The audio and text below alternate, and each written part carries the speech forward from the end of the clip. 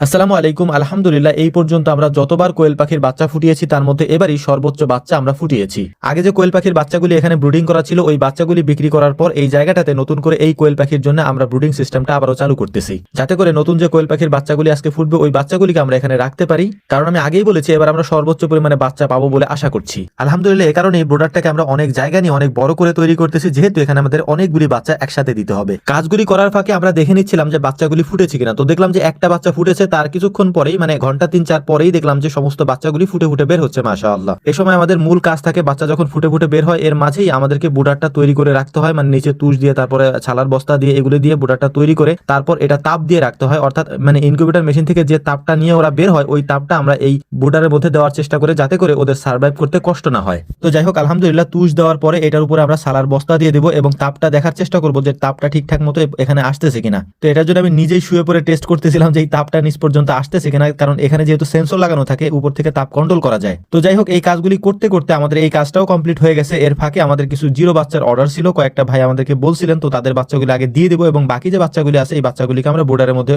দিয়ে দেবো। তারপর ওদের ওষুধ পানি যেগুলি দেওয়া লাগে সেগুলি আমরা দিয়ে দেবো ইনশাআল্লাহ। আলহামদুলিল্লাহ, আমরা কাজ করতে করতে দেখলাম যে মোটামুটি সব বাচ্চাগুলি ফুটে বের হয়ে গিয়েছে। মানে সব তো বের হয় নাই, কিছু ডিম তো মানে পাওয়া যায় আর কি, আমরা আমাদের ভাষায় বাওয়া বলি, এই ডিমগুলি বাদ যায়। তো এরকম ডিমের পরিমাণ কেন থাকে সেটাও আমি আপনাদেরকে বলি। ডিম যদি পরিপূর্ণভাবে বীজ ডিম না হয় সেক্ষেত্রে এই ডিমগুলি নষ্ট হয়ে যায় আর কি। তো আমাদের এরকম প্রতিবারই কিছু না কিছু ডিম নষ্ট হয়। এটার কারণ হচ্ছে যে কোয়েল পাখির যে ডিমগুলি আমরা ইনকিউবেটর মেশিনের ভিতরে দিই তার মধ্যে একেবারে 100% বীজ ডিম দেওয়াটা সম্ভব হয় না। কিছু ডিম 100 ডিমের মধ্যে হয়তো ধরেন 8-10টা ডিম হয়তো বীজ ডিম হয় না, সেই ডিমগুলি পরবর্তীতে ফোটে না। কিন্তু যদি আমরা 1500 বা 2000 মতো বাচ্চা ফুটাইতে যাই, সেখানে 2000 মতো ডিম দেওয়া থাকে, এই ডিমের মধ্যে তখন পার্সেন্টেজটা অনেক বেড়ে যায় আর কি। কারণ প্রতি 100 পিছে যদি 90টা বীজ ডিম হয় তাহলে 1500তে প্রায় আপনার 150 মতো হচ্ছে যে বীজ ডিম থাকে না, যেটা ফুটে না আর কি। তো যাই হোক, আলহামদুলিল্লাহ, তারপরে ওই ভাইদেরকে বাচ্চাগুলা দেওয়ার পর তাদেরকে আমি সুন্দর করে বুঝিয়ে দিচ্ছিলাম যে কিভাবে ওষুধপত্র দিবে তারা। এই কারণ হচ্ছে তারা যেহেতু নতুন, তাদেরকে বুঝাইয়া দিতে হবে, এটাই স্বাভাবিক আমার জন্য আর কি। তো তাদের সাথে এই কাজগুলি কমপ্লিট করার পর তাদেরকে বিদায় দেওয়ার পর আমাদের এখন কাজ হচ্ছে ওষুধপত্র দিয়ে পানির পাত্রগুলোকে রেডি করা, এবং পানির পাত্রটা মেন হচ্ছে প্রথমে দিতে হয়। পানির পাত্রটা আমরা হচ্ছে একটা মানে কার্টনের